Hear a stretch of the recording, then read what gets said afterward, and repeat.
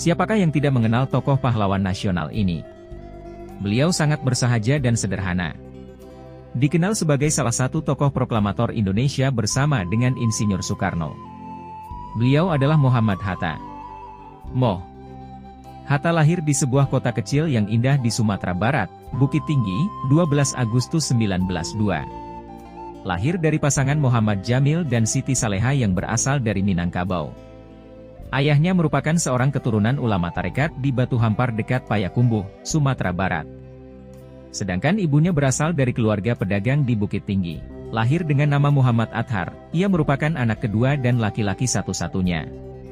Sejak kecil, ia telah dididik dan dibesarkan dalam lingkungan keluarga yang taat melaksanakan ajaran agama Islam.